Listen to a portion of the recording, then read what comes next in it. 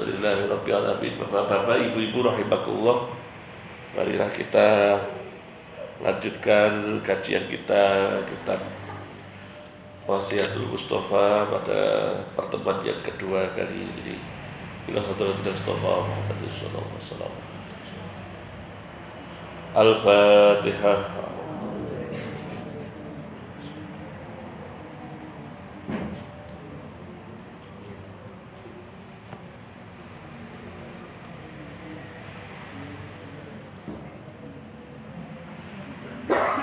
Bismillahirrahmanirrahim.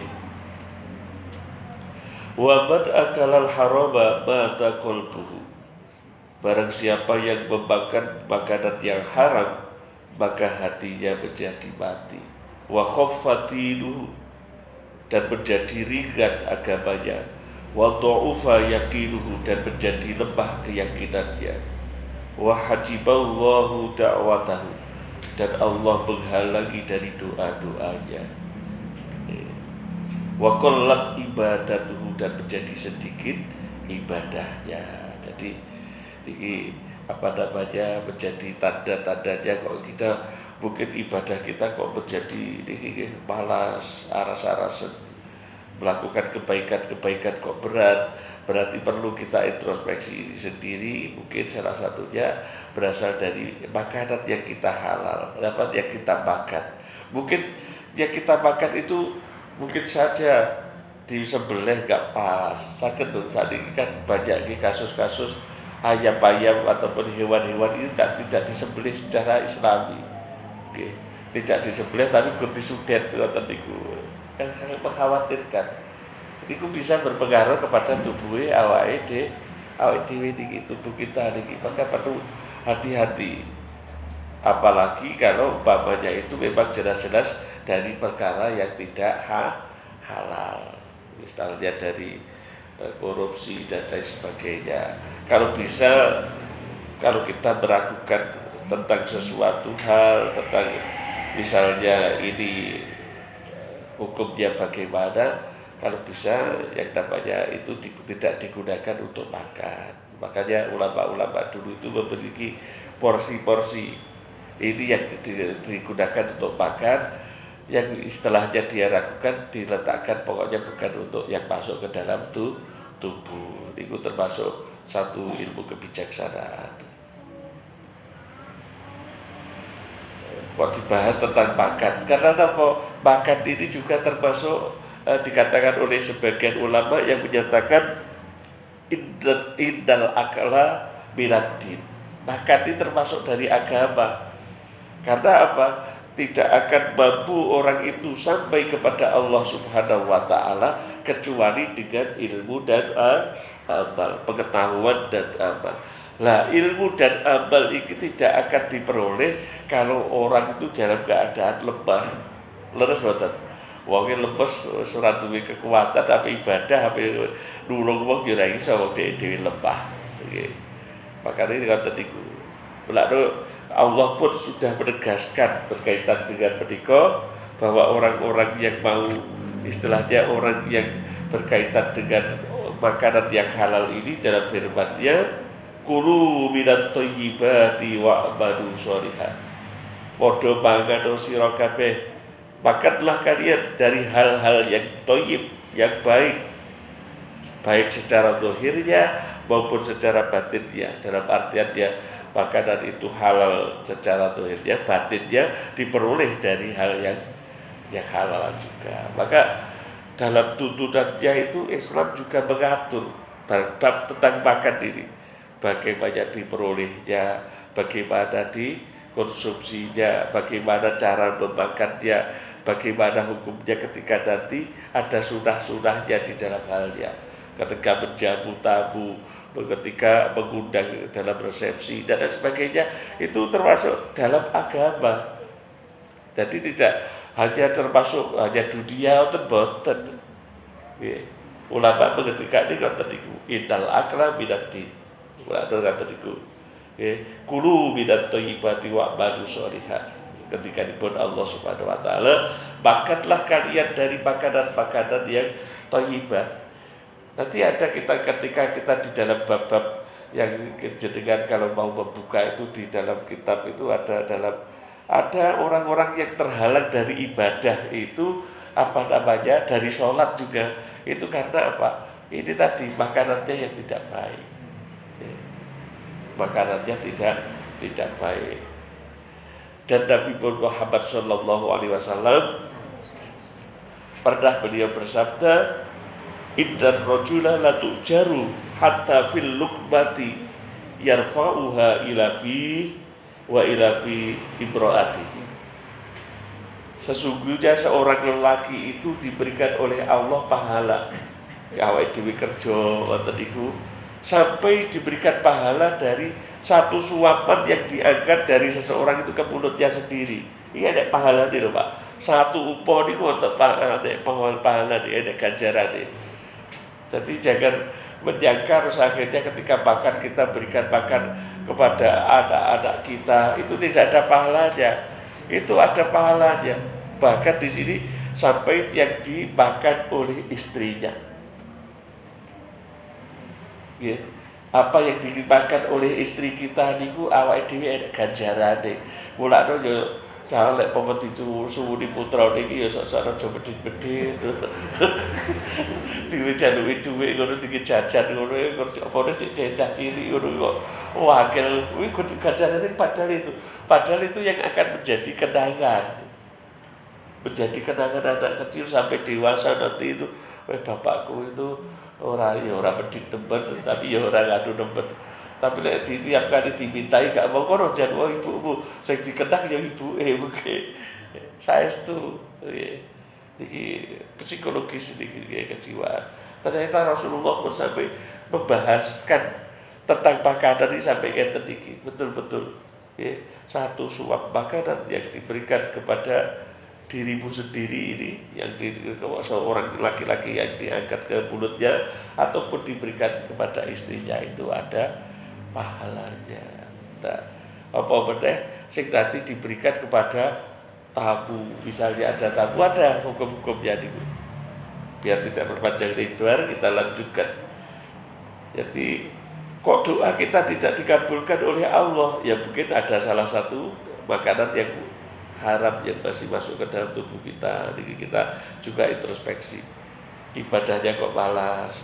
Makanya ada istilah nih kok Inna sholata tanha anil fahsya'i wal munkar. Sesungguhnya sholat itu mencegah dari perbuatan keji dan munkar. Sebaliknya perbuatan yang fahsya dan munkar, perbuatan yang buruk itu mampu mencegah orang dari sholat. Makanya saya pernah sampaikan ada orang itu yang sulit ibadah karena apa?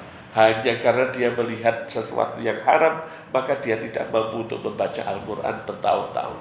Nah, makanya ya tinggi kita bisa menjadi pepeling kepada kita, ya. Karena apa yang kita lihat dan sebagainya. Ya Ali wahai Ali, idza ghadiba Allahu ala ahadin razaqahu balan harama. Wahai Ali, ketika di Kanjeng Nabi, jika Allah itu murka kepada seseorang, maka ia diberikan rizki dari harta yang haram. Niki tandanya kita jauh dari Allah.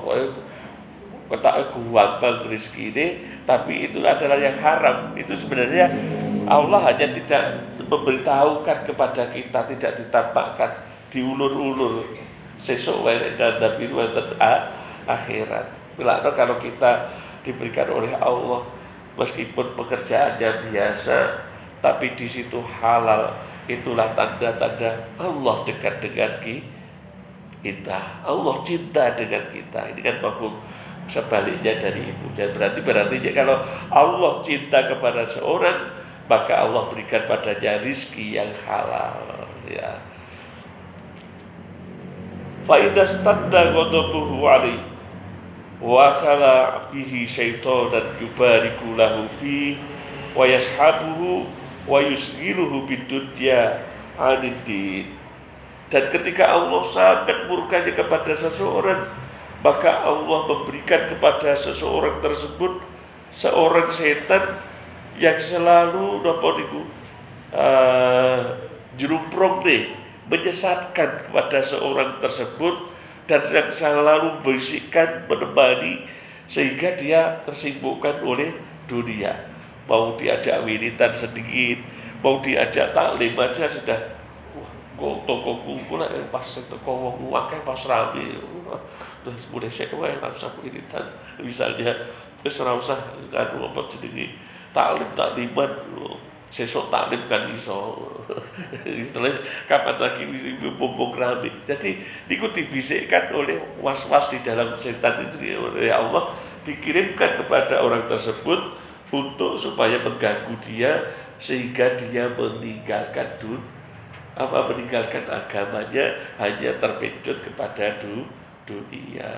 Mulane panjenengan kalau bisa kita tidak jauh-jauh ke Banjar, Bu, ke daerah Banjarmasin di dekat Masjid Agung sana ada pasar besar itu.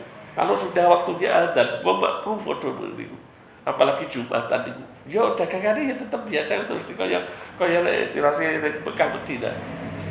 Tadi tinggal di sini seruannya dari Allah Ta'ala. Ini di sana itu. Saya pernah sampai ke sana di Banjarmasin itu. Wah, luar biasa gini ya. Jadi pasar kok ketika ada uang azan dikumandangkan azan itu harus ditinggal uangnya pada laju teng masjid ya tadi.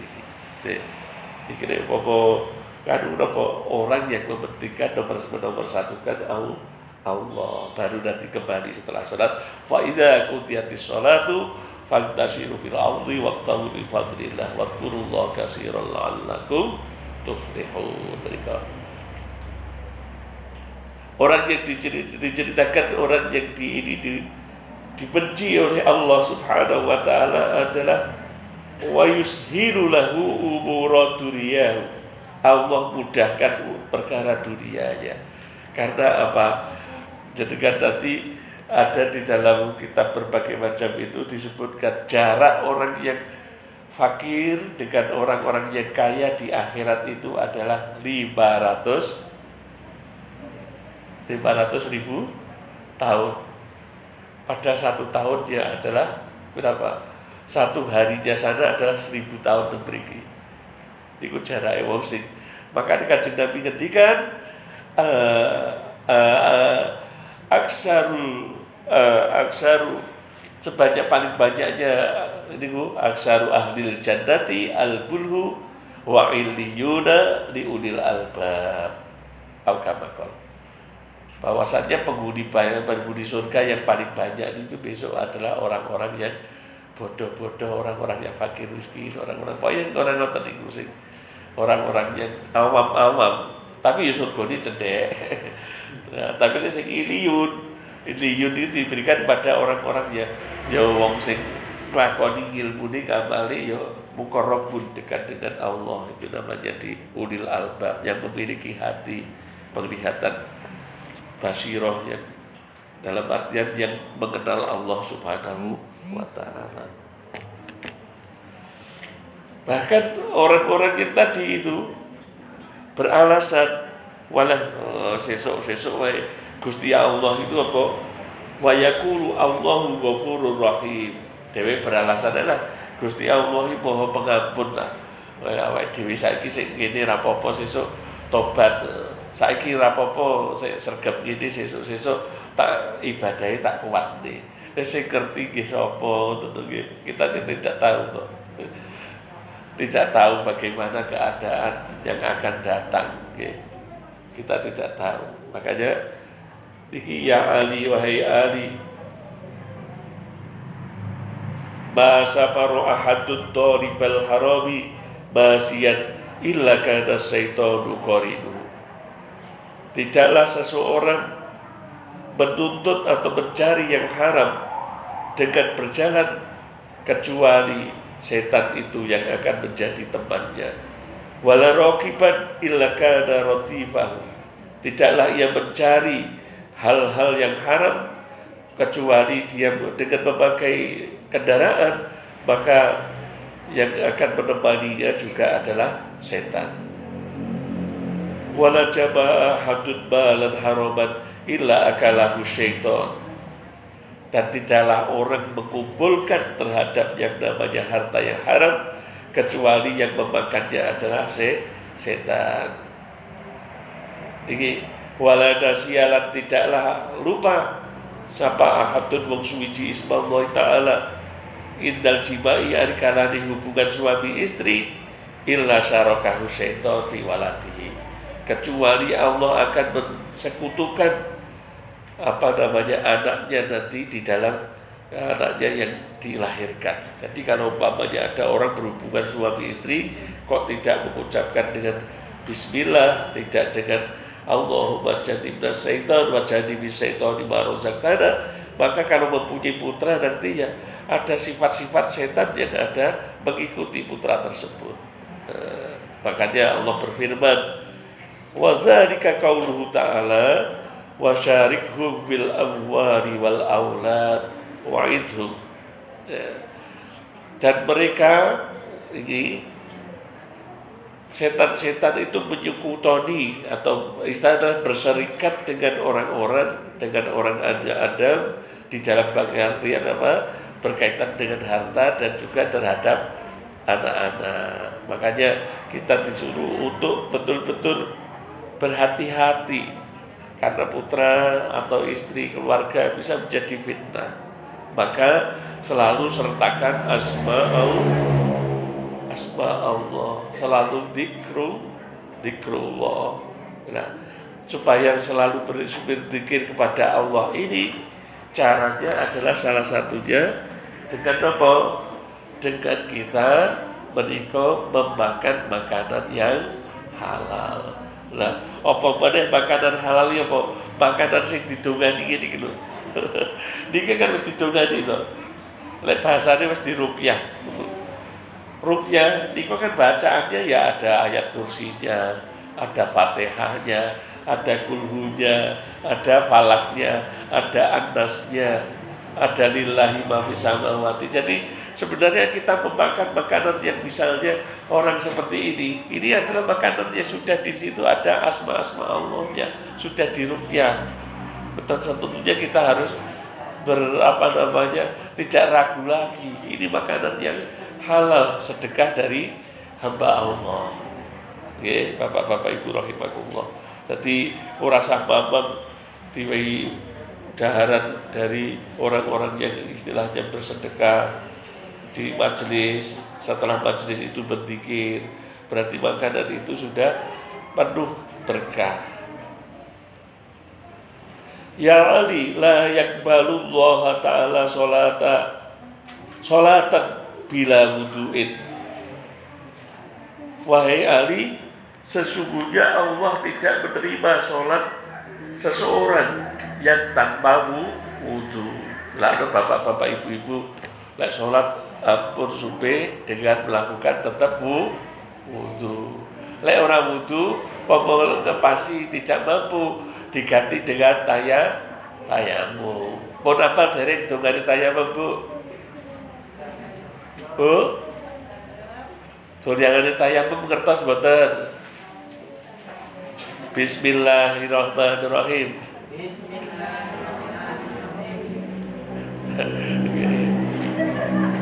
Mula ini apa ajeng tak plesetne kok wae ngaji, dadi maksudnya apa tak guyoni Allahumma barik lana. Nawaitu tayammum, monggo sare-sare. Nawaitu tayammum listibahati sholati al-mafrudati lillahi ta'ala. Ternyata banyak yang belum hafal. Ini lek maca tayamum nggih. Tapi nggih alon-alon Pak insyaallah mangke dipun dengan berkala kita akan diberikan nama itu tayamum dan sebagainya sholatil mafrudati lillahi ta'ala. Ini termasuk kita diberi pengetahuan tentang bertayamum. Insyaallah mudah-mudahan ada manfaatnya.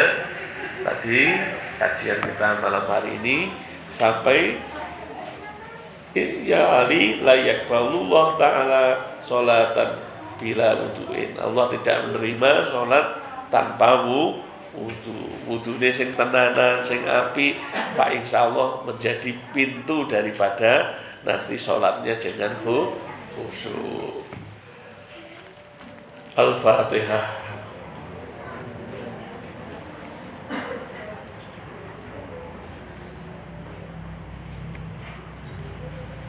Assalamualaikum warahmatullahi wabarakatuh.